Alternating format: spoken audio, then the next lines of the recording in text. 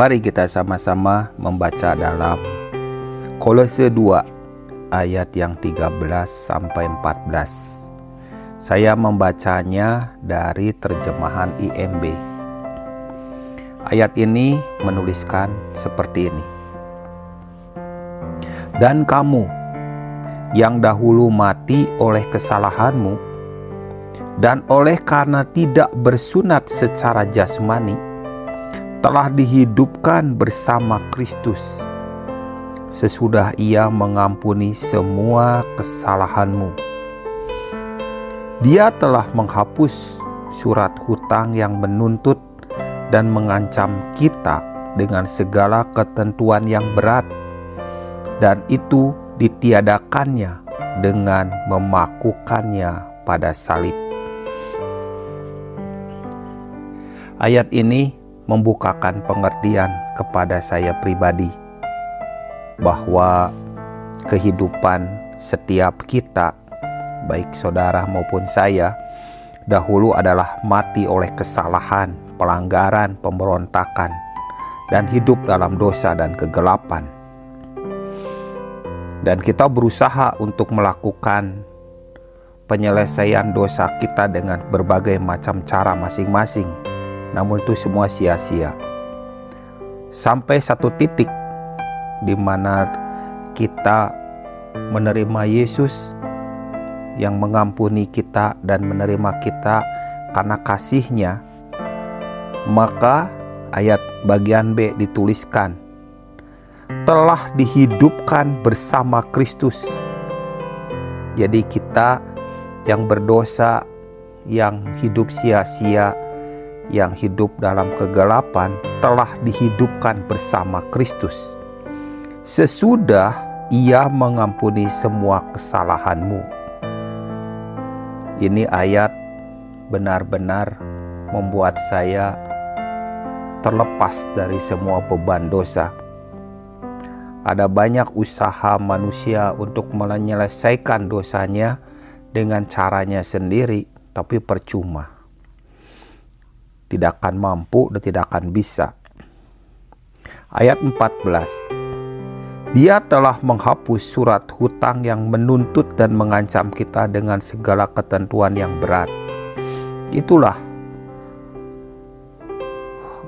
hutang dosa yang begitu mencengkeram kita, dan itu ditiadakannya dengan memakukannya pada salib. Ini yang membuat saya menjadi semakin kagum kepada Kristus, karena Kristus yang telah menyelesaikan dan menuntaskan murka Bapa dari tuntutan hukum Taurat. Kristus telah membuat kita diampuni.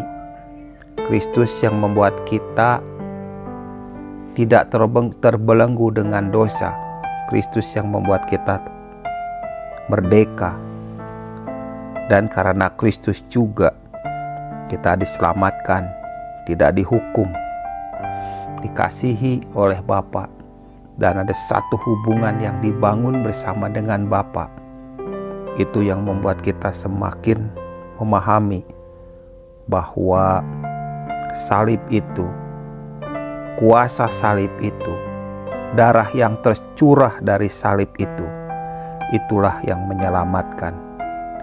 Tidak ada cara lain, tidak ada ritual lain, tidak ada ajaran yang lain yang mampu menyelesaikan masalah dosa kecuali salib itu.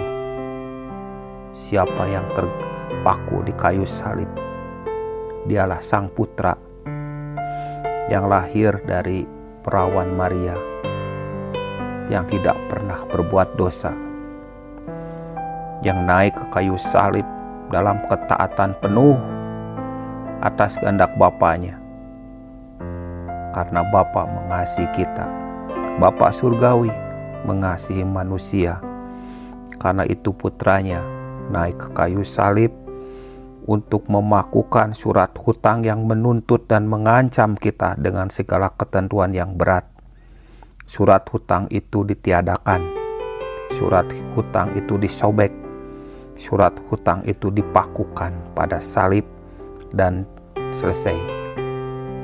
Tidak ada hutang lagi, tidak ada tuntutan lagi, tidak ada penghukuman lagi, karena salib itu berkuasa. Itulah mengapa kita harus melihat karya salib dengan begitu ajaib, terang benderang, sehingga kita bisa melihat bahwa karya salib itulah yang menyelamatkan umat manusia.